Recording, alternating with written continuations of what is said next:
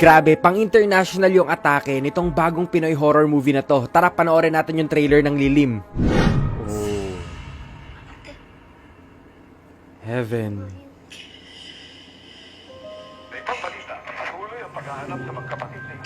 Wow, kita ng shots. Kailangan na natin umalis dito. Oh, yung kulay eh.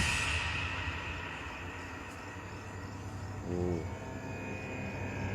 Magiging okay din ang lahat. Oh. Saan ka galing? At sino ka? Isa ko. Lugar na ito, Parang ampunan.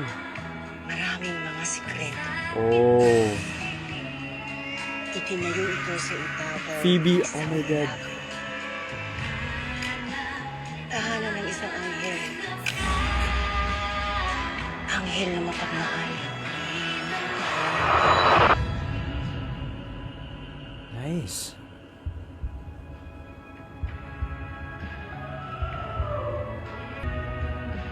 Huwag kang mag-alala, hindi ka sasaktan. Oh. Oh. What? Walang pag-asa. Lamang tayo dito. Oh, nice. Handa ng lahat. Oh my God. Okay.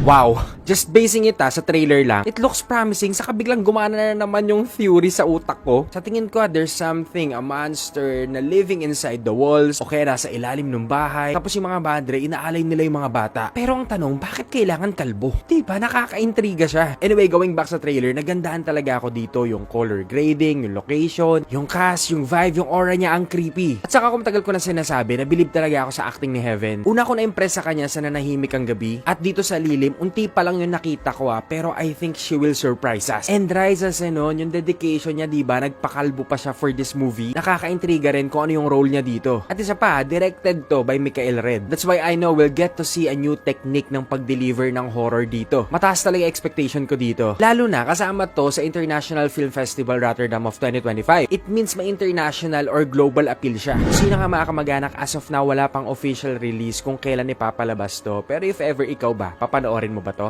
Let me know in the comments. Okay? Let's go.